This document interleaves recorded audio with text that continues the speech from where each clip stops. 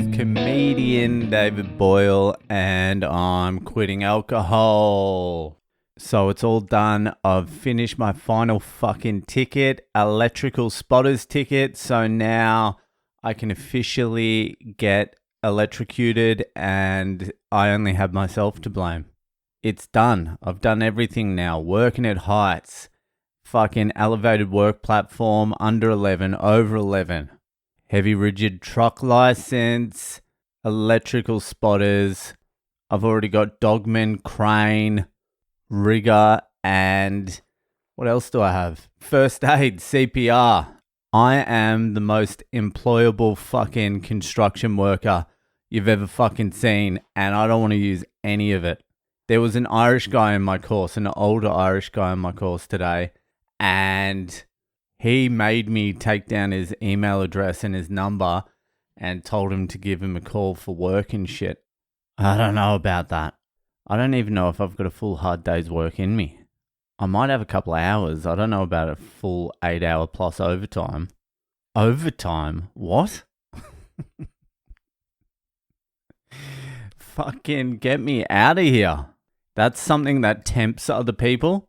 People want to do overtime because that's where you make all the money. You get like double time and a half. So on job descriptions, they're like 8 hours a day plus overtime. Plenty of overtime. There's overtime coming out of my fucking asshole. If you want this job, there's heaps of overtime. And I'm like, no thank you. But other cunts are like, double bubble, baby, double bubble. I don't want to do any hours. How does zero sound? Double bubble, and cunts get excited about that. I even spoke to Shawnee yesterday, and he's like, I did 14 hours the other night. I'm like, I would have jumped on the fucking train tracks. 14 hours, he's like, double time and a half, double bubble. I'm like, I don't give a fuck how much they're paying me. Although, double time and a half, that's pretty good. He was getting like 140 plus allowances and shit like that an hour. The golden handcuffs, that's what I don't want. I don't want to get the golden handcuffs. I don't think there are any handcuffs golden enough to restrain me. I can tell you that right now. You're not getting Boyle fucking locked down for long. I've still got time to avoid all this anyway. The Patreon has been clicking over nicely. I got a new one in, one person today. Fucking Jason Graham. A good solid name. My granddad's name was Graham. His first name though. But we lost one today as well. We lost the Patreon subscriber. But the DeGenny Diaries is coming out today or tonight. A couple of hours after you're listening to this. DeGenny Diaries will come out this week. I had a little fucking chat with Kev. Kev, the cunt I stayed with in Toronto. So we had a little chat and I listened to it. My voice has come out completely fucked. Instead of autistic, I sort of sound fucking retarded. I sound like a... I sound slurry, all right? But it's borderline. It's okay enough for me to release. I wasn't going to fucking re-record it anyway. But page 2 of the DeGenny Diaries is coming out, so look forward to that. I've still got my man Rich here. Richie, the comedian. My wife got home from work yesterday and Rich went out the night before, and he's a massive Liverpool supporter. Went and watched the Chelsea-Liverpool game at a pub in the city, so I didn't get back till like 6 a.m.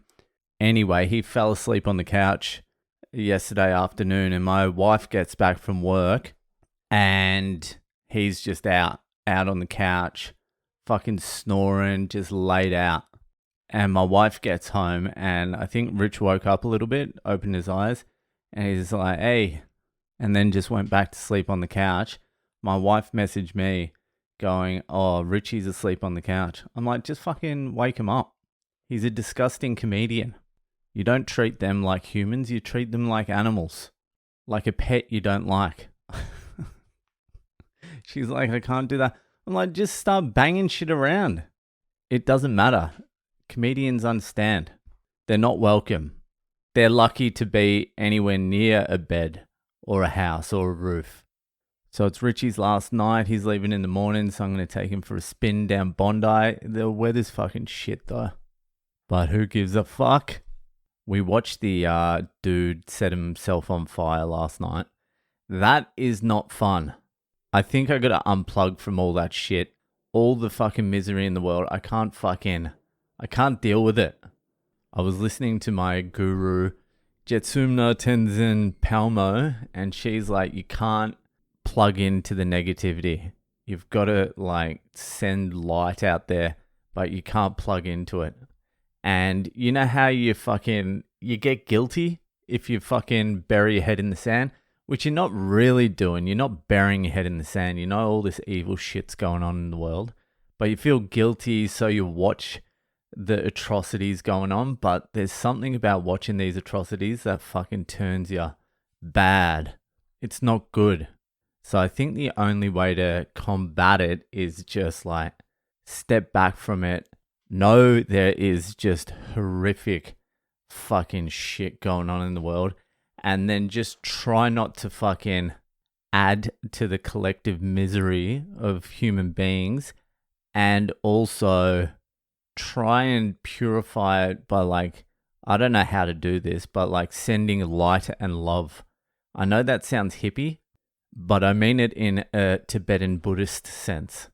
I also don't know how to do that. Because at the end of the day, everyone's suffering. Both sides are suffering. There's no winners. It's only losers everywhere. People dying, people murdering. The people who are murdering, fucking, their souls are condemned to the hell realms for aeons and aeons, which is also a horrific thing. So you got to have... You've got to have empathy for everyone. It's hard work. It's real hard work being a good person. And I haven't even started. I'm just saying this shit and not putting any of it into action yet. But I'm feeling good saying it. You know what I mean? Anyway, fucking that'll do. Jump on the Patreon. The Degeni Diary's out today. Every fucking pint helps. And I've been loving that you've been jumping on board. The link to the Patreon is on my website, boylecomedy.com. That'll do for today, and I'll see you the fuck later.